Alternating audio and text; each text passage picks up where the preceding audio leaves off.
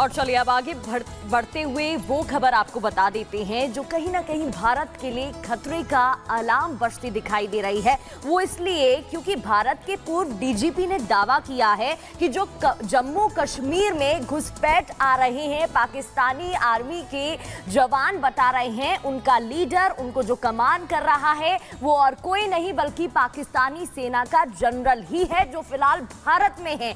अब ये दावा कितना सही है और क्या कुछ इसके पीछे राज बताया जा रहा है, रिपोर्ट देखिए।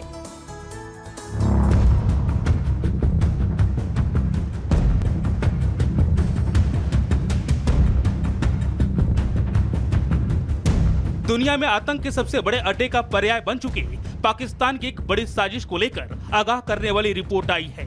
दावा किया जा रहा है कि पड़ोसी मुल्क पाकिस्तान की आतंक परस्त सेना आतंकियों के साथ मिलकर जम्मू कश्मीर में भारत के खिलाफ युद्ध छेड़ चुकी है। दावा किया जा रहा है कि आतंकिस्तान की इस नापाक साजिश की कमान पाकिस्तानी सेना का मेजर जनरल आदिल रहमानी खुद संभाल रहा है और उसने पाकिस्तान में अपने बचे खुचे जिहादी कैडर को बचाने के लिए अब अपने स्पेशल स्ट्राइक ग्रुप के कमांडो को भी जम्मू कश्मीर में घुसपैठ करवा दिया है, जो सीधे तौर पर जम्मू कश्मीर में इन दिनों होने वाली आतंकी हमलों के लिए जिम्मेदार है। ये दावा किसी और ने नहीं बल्कि जम्मू कश्मीर के पूर्व पुलिस महानिदेशक एसपी वैद ने किया। उनका दावा है कि हिंदुस्तान में घुसपैठ करने वाले इन कमांडोज की तादाद तकरीबन 60 से लेकर 120 तक हो सकती है। वायलेंस का ये जो ग्राफ ऊपर जाते हुए देख रहे हैं, ये मुझे लगता है कि इसमें पाकिस्तान आर्मी की डायरेक्ट इन्वॉल्वमेंट है। हमारी सोर्सेज की रिपोर्ट जो पाकिस्तान से एमिनेट कर रही है, उनके मुताबिक जो जीओसी है एसएसजी के मेजर जनरल आदिल रहमानी, वो इस सारा ये जो जम्मू में हो रहा है इसको कोऑर्डिनेट कर रहा है और उसकी देख रेख में ये सारा कुछ हो रहा है। जम्मू कश्मीर के पूर्व महानिदेशक एसपी वैद के दावों के बाद जमीनी हालात टटोले तो इसमें कोई दो राय नहीं कि साल 2023 के बाद अचानक जम्मू क्षेत्र में आतंकी घुसपैठ और आतंकी हमलों के मामले में बढ़ोतरी हुई है। पीर पंजाल के जंगलों से आतंकी निकल कर आते हैं और अचानक वो हमला करने के बाद जंगलों में गुम हो जा रहे हैं। आतंकियों के हमला करने का स्टाइल देखें तो उनके गुरिल्ला जंग में पूरी तरह प्रशिक्षित होने का संकेत मिलता है, जो कहीं न कहीं एसपी वैद के दावों की पुष्टि करते नजर आते हैं। जिस प्रिसीजन के साथ वो अटैक करते हैं, ये एक मिलिट्री प्लानिंग के हिसाब से हो रहा है और उसके बाद जमीन के नीचे चले गए पता नहीं चलता है, कोई खबर नहीं आती है। जिस गांव में जाते हैं वहां से कोई इन्फॉर्मेशन नहीं निकलती है। तो इसमें रिपोर्ट्स के मुताबिक SSG commandos regular Pakistan army के इन्वॉल्व हैं और ये पाकिस्तान आर्मी की डायरेक्ट इन्वॉल्वमेंट। जम्मू कश्मीर के चप्पे चप्पे से वाकिफ और वहां सालों तक आतंकी गतिविधियों पर करीब से नजर रखने वाले एसपी वैद की माने तो भारत के खिलाफ गुरिल्ला जंग छेड़ चुकी पाकिस्तानी सेना ने जम्मू को अशांत करने के लिए मेजर शाहिद जंजुआ को कथित तौर पर भारत के अंदर घुसपैठ करवाया है, जो इस वक्त पाकिस्तानी सेना एसओजी और आतंकी नेटवर्क के साथ मिलकर जम्मू के करीब जंगलों से ऑपरेट कर रहा है। लिहाजा वो मांग कर रहे हैं कि अब समय आ गया है जब भारत को पाकिस्तान की इस गहरी साजिश का मुंह तोड़ जवाब देना चाहिए। इसको एक कोवर्ड वॉर में समझना चाहिए। ये एक नॉर्मल मिलिटेंसी नहीं है, कुछ लोग इसको मिलिटेंसी बोलते हैं, ऐसा कुछ नहीं है। ये पाकिस्तान की छेड़ी हुई जंग है, इसको जंग के तौर पर लेना चाहिए और भारत सरकार को उसी तर्ज पर इससे डील करना चाहिए।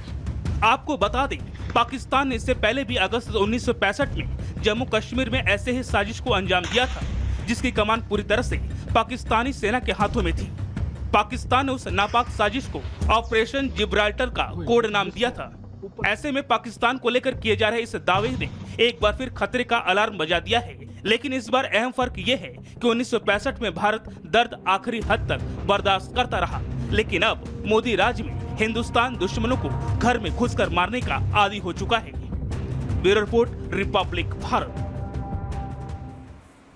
तो रिपोर्ट तो यही बता रही है कि अब आर या पार, क्योंकि क्या पाकिस्तान युद्ध के लिए भारत को उकसा रहा है। पॉइंटर्स के जरिए आपको समझा देते हैं कि क्या कुछ दावे किए गए हैं। दरअसल देश के लिए बड़े खतरे का अलार्म इसलिए बज गया है क्योंकि जम्मू कश्मीर पुलिस के जो पूर्व डीजीपी हैं उन्होंने बड़ा दावा किया है।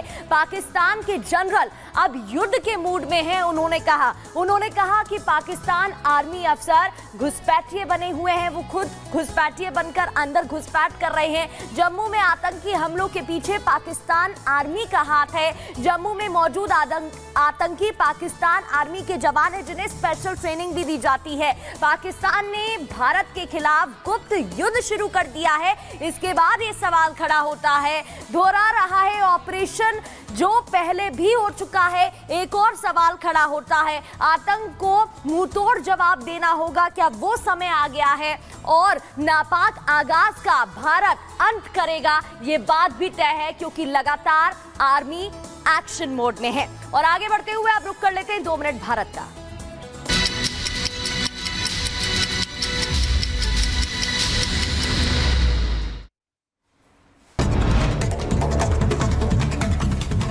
मध्य प्रदेश के सिंगरौली में 100 फीट गहरे बोरवेल में गिरी 3 साल की मासूम बच्ची, मौत हो गई। 4.5 घंटे तक रेस्क्यू ऑपरेशन जारी हुआ। मध्य प्रदेश के ग्वालियर में सरेआम फायरिंग से हड़कंप और बाइक सवार बदमाशों ने महिला पर झोंके फायर। महिला की मौत, चेन लूटकर पुरानी रंजिश की भी बात सामने आ रही है।